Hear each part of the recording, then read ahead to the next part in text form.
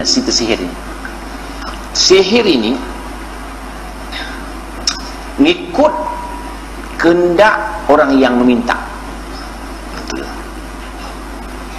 Boleh jadi ia minta supaya orang itu sakit, orang itu berkelahi suami isteri.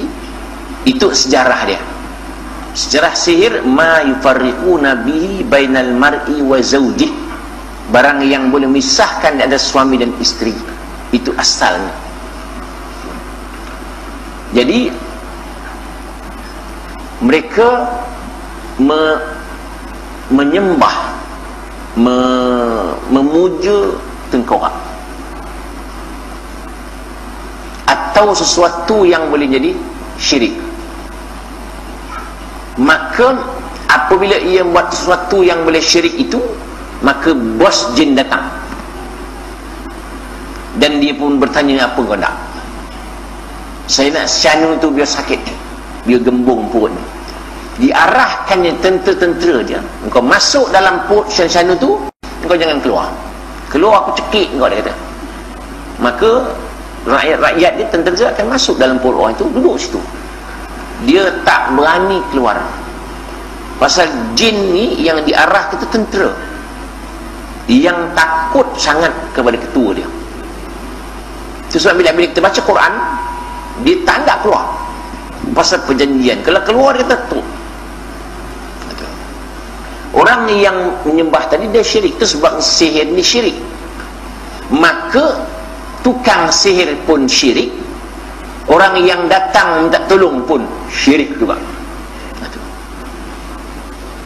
Itu saya pesankan banyak kali, kalau kita kena sihir, mesti kita berubat dengan ayat Quran.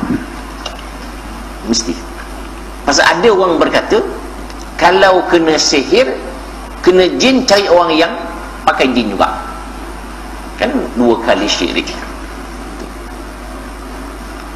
Lebih selamat kita mati beriman daripada hidup tidak beriman.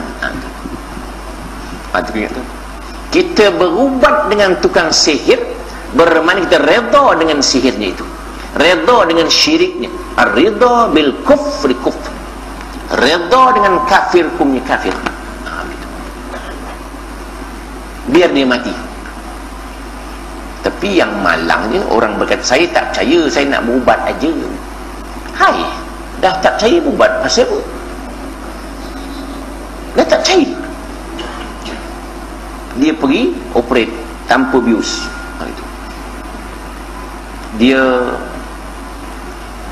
tukar buah pinggang, tak bius. Ditunggu buah pinggang dari India. Operate, tak sakit.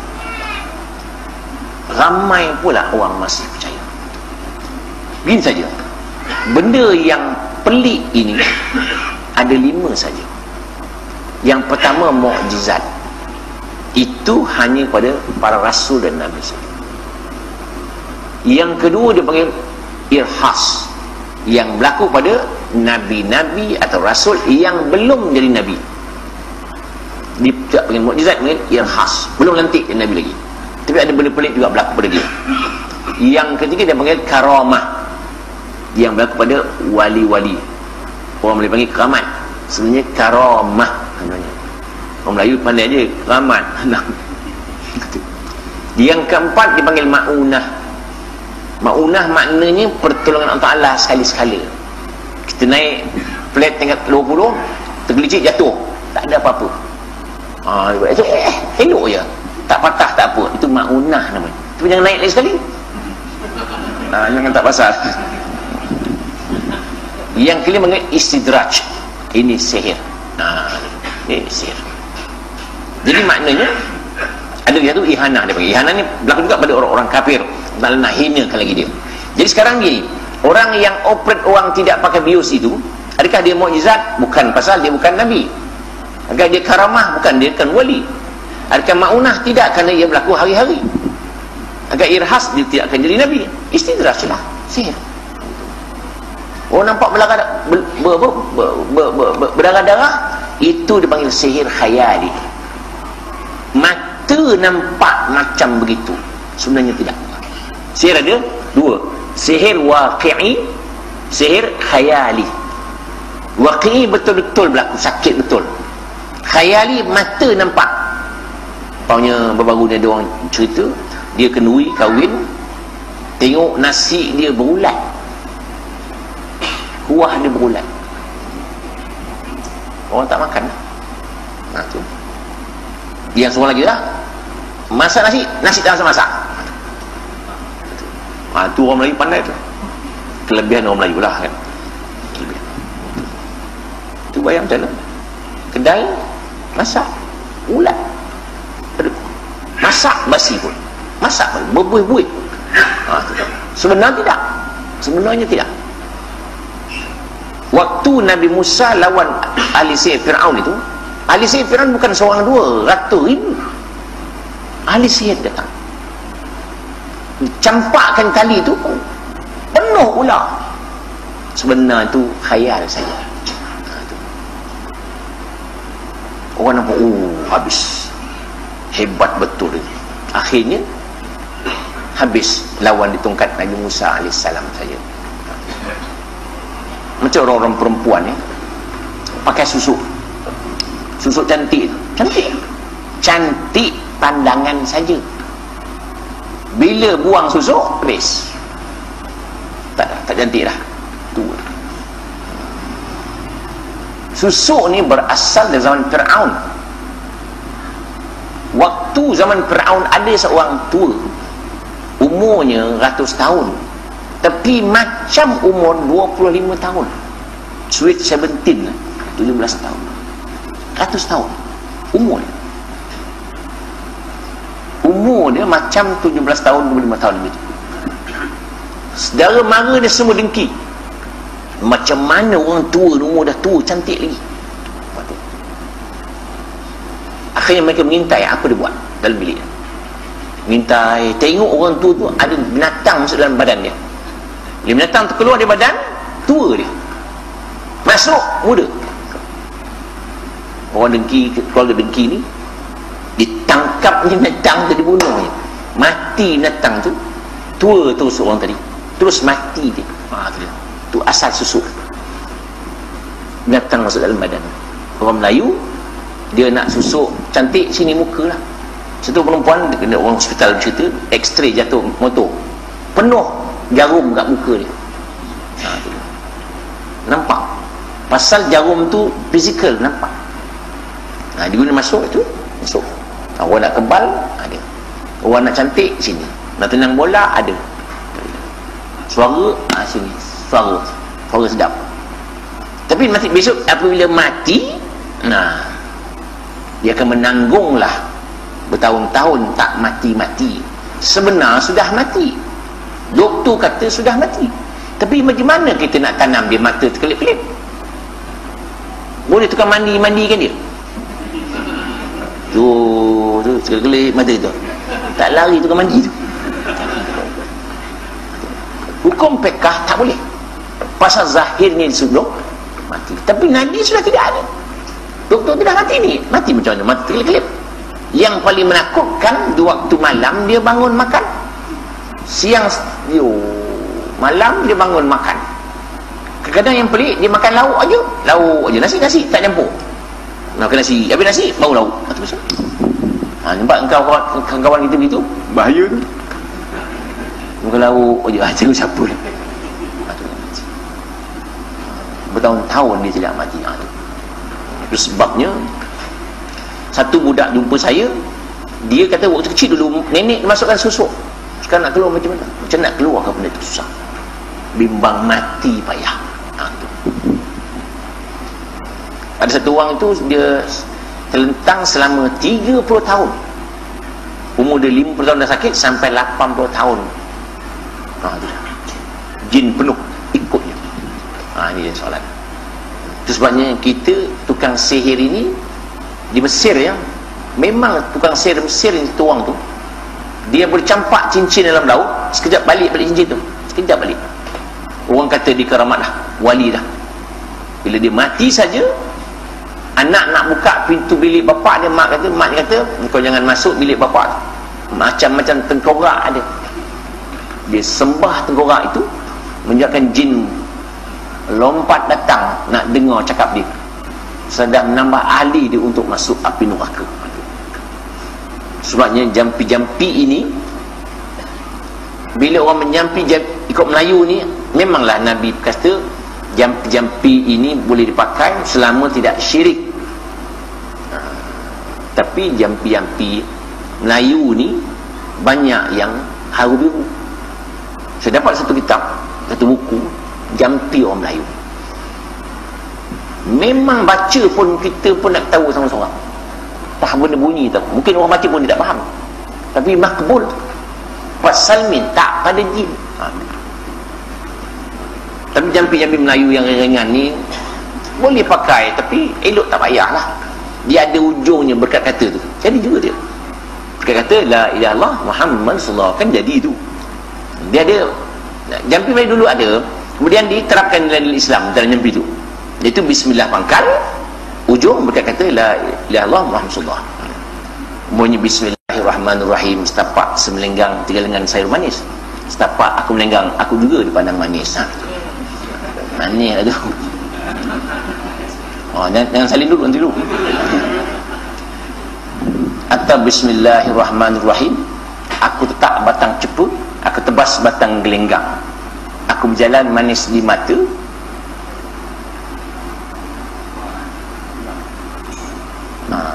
benda aku berjalan manis di pinggang, pinggang di mana? Gitu.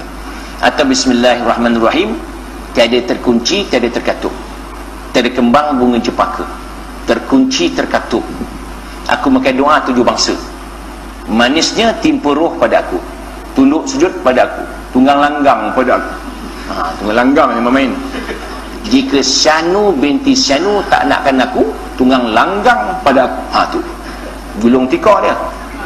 Tu jampi. Atau jampi orang asli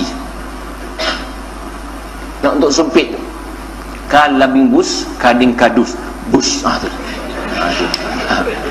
tu aslinya. Tu tak boleh pakai, makna tak tahu tu. Atau orang Siam, ahdang seni gedang, kaki gerak tangan diam seperti mayat dalam liang. Itu memang macam mayat orang tu. Jangan, tak bayar tu.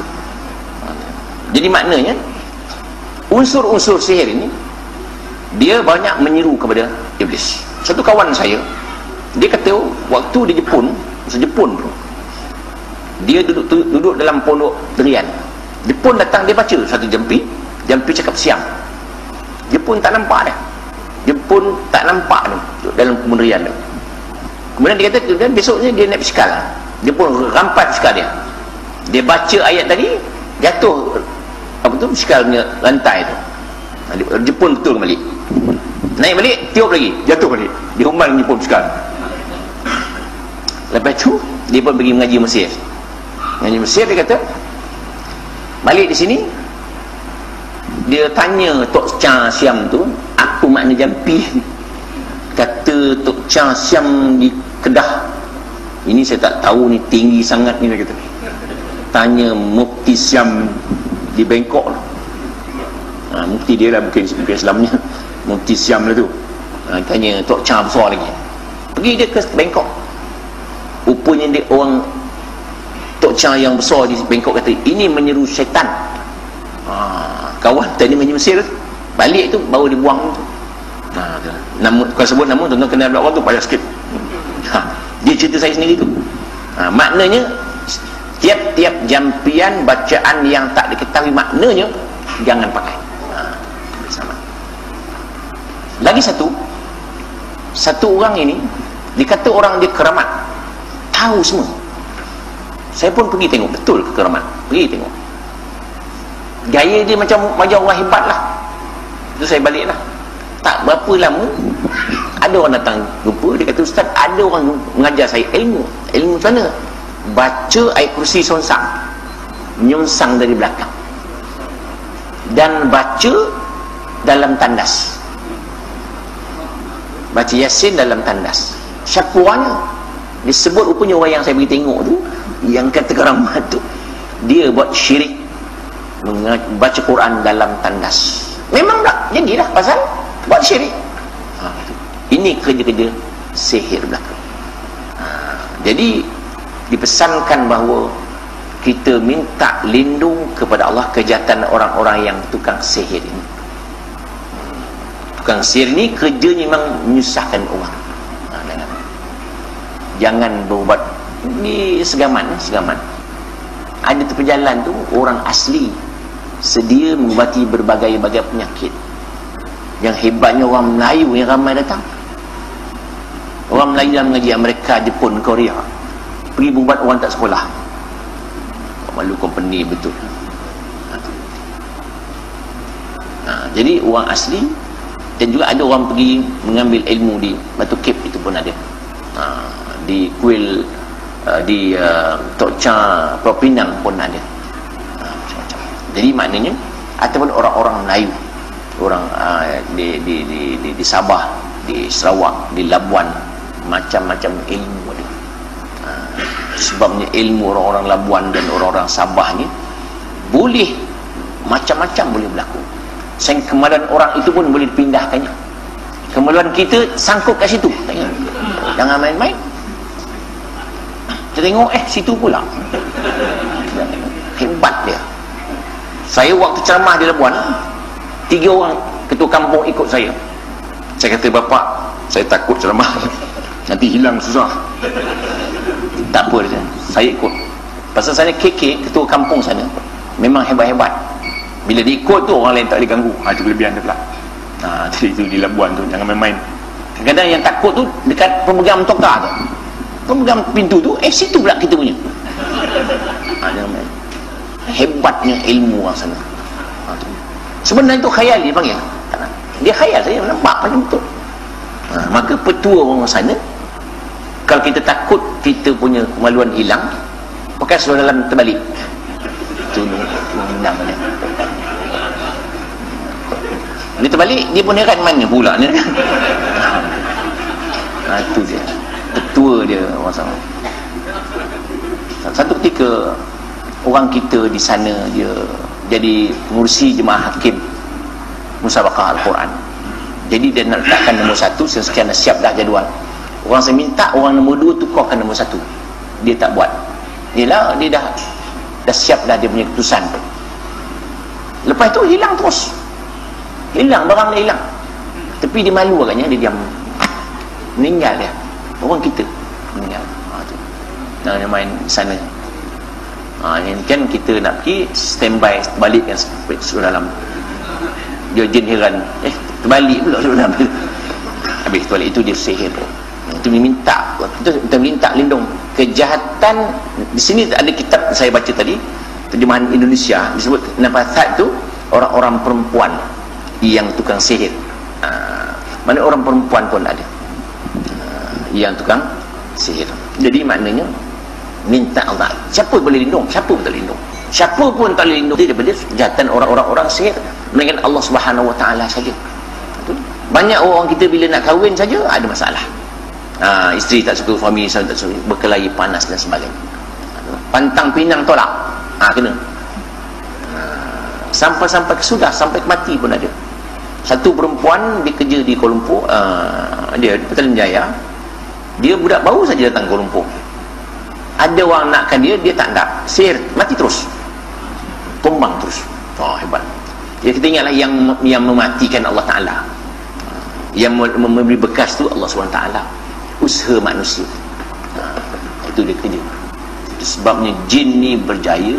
Jin tahu manusia ni bodoh, dia kata. Dia ikut cakap jin. Jin pun ikut cakap dia, dia pun ikut cakap